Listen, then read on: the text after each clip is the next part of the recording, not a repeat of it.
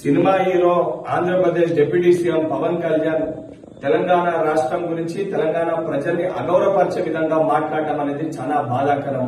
గతంలో సినిమాలు ఆడేటప్పుడు తెలంగాణ రాష్ట్రం అంటే నాకు అపారమైన ప్రేమ ఉంది, అపారమైన గౌరవం ఉందని మాట్లాడిన నువ్వు ఈ రోజు ఆంధ్రప్రదేశ్ కి డిప్యూటీ సీఎం కాగానే మతి స్థిమితం కోల్పోయి నీ స్వార్థ రాజకీయాల కోసం తెలంగాణ రాష్ట్రం గురించి ఈ రకంగా మాట్లాడడం అనేది చాలా బాధాకరము.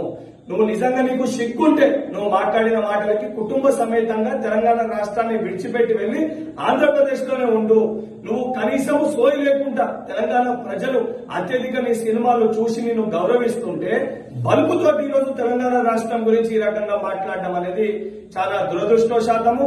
నువ్వు ఇదే రకంగా నీ వైఖరికి నువ్వు తెలంగాణ ప్రజలకి తెలంగాణ రాష్ట్రంలో ఉన్న ప్రతి ఒక్కరికి క్షమాపణ చెప్పకపోతే తెలంగాణ రాష్ట్రంలో నీ సినిమాలు ఆడనివ్వము.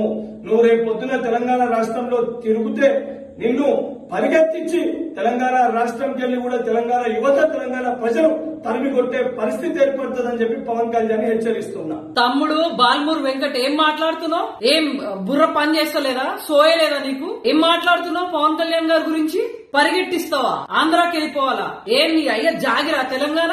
ఏంది ఏం మాట్లాడుతున్నావు? ఆయన గురించి ఇష్టం వచ్చినట్టు నోటికి ఎంత వస్తే అంత మాట్లాడుతున్నావు. తమ్ముడు గుర్తుపెట్టుకో, పవన్ కళ్యాణ్ గారు జోలికి వస్తే ఎవరైనా సరే మేము సహించేది లేదు, ఊరుకునేది లేదు. ఏం మాట్లాడుతున్నావు? పరిగెట్టిస్తావా? ఏది పరిగెట్టించుడు కాదు, కనీసం ఆయన దగ్గరికి రావాలనే ఆలోచన అన్న చేయి. నువ్వు జనసేన తెలంగాణలో ఉన్న మేము ఏం చేయగలుగుతాం చూపిస్తాం మీకు. ఏం నోటికి ఎంత వస్తే అంత మాట్లాడతావా? ఫ్యామిలీతో ఇక్కడి నుంచి వెళ్ళిపోవాలా? ఏం నీ అయ్యా జాగిరా వై తెలంగాణ?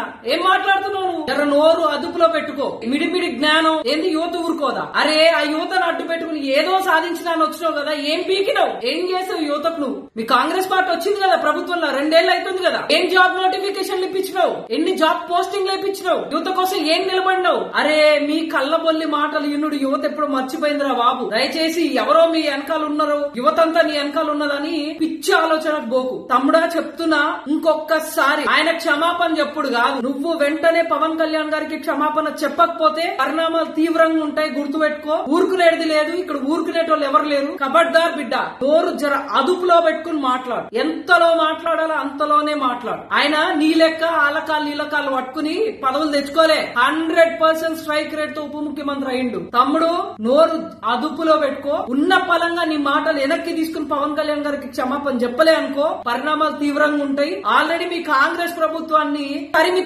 కొడతారు ప్రజలు జనాల్లో పోతే. అందుకే నువ్వు నీ నాయకులు ఎక్కడ ముఖాలు చూపించకుండా తిరుగుతురు. నీకు ధైర్యం ఉంటేరా? అదే యువతకు చెప్తున్నావు కదా, యువతను అడ్డు పెట్టుకున్నావు కదా, ఎందుకు యువత పోస్టింగ్స్ ఇప్పించలేకపోయినావు చెప్పు. బయటకు వచ్చి నిలబడి వాళ్ళ కోసం. అప్పుడు నీ దమ్ము, నీ ధైర్యం, నీ మాటలు చెప్పు.